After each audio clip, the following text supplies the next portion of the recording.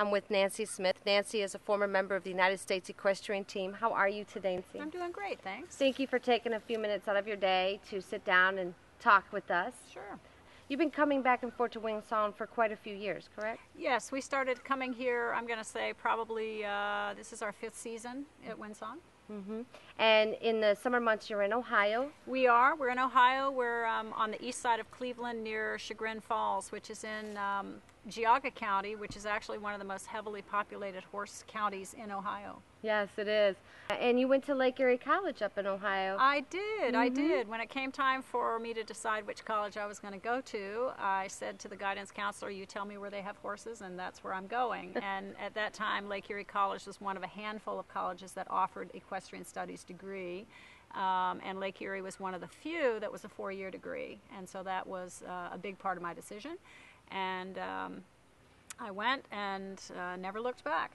I watched you for a few minutes earlier today. You were on this beautiful chestnut with the blaze. Arabella. Yes. Tell me a little bit about Arabella and what you're doing with her and where you're going. Arabella belongs to one of my clients. She belongs to Regina Shaka in Ohio, and she's here for training this winter. And Arabella actually is quite accomplished. She was a reserve horse at one point for the World Equestrian Games for the United States, so awesome. She has quite a wonderful resume. And Regina has purchased her as a horse to be able to learn the upper levels on and hopefully learn to compete at Grand Prix. So my job is to keep Arabella in tune and then to be able to teach Regina how to ride Arabella effectively. That's awesome. And you also rode another horse, I believe it was a bay, a black bay maybe. I saw from a distance, and I believe it was a horse that competes in the FEI? Yes, that was Hudson. He is an 8-year-old Hanoverian horse, and he belongs to me. I bought Hudson as a 5-year-old, imported him from Germany, and so I've trained him up the levels, and currently he's doing Pre-St. George. Very soon he'll be starting in Intermediate 1, and we hope that he'll make it on to become a finished Grand Prix horse. That would be outstanding. Now, here at Winsong, do you teach all level of riders from beginning to advanced to intermediate? I mean, you know, I kind of have a saying that my prerequisite for somebody that wants to take a lesson is they just have to have a really great interest in learning about how to ride their horse effectively. Because of the level of the riding and the teaching that I do on a normal basis, typically I work with more advanced people.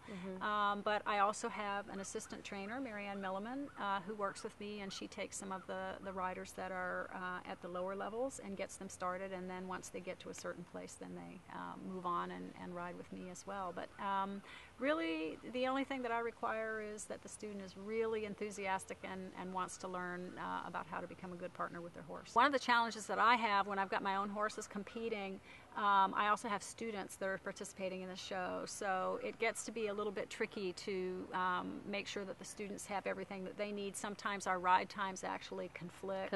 And so that's where it's very helpful that I have Marianne as the assistant trainer to help and be able to help us with that. But it's really almost a luxury to be able to go to a horse show with my own horses and just focus on my horses and competing. That doesn't happen very often. Well, I'm going to have to make sure I try to get out to that show and see you compete. Oh, great. Because that's in my backyard. Great. So, excellent. And when you go into Ohio, you leave here usually about April? May 1st, just about the time the temperatures hit 90 degrees. That spurs us on to pack up our TP and head north.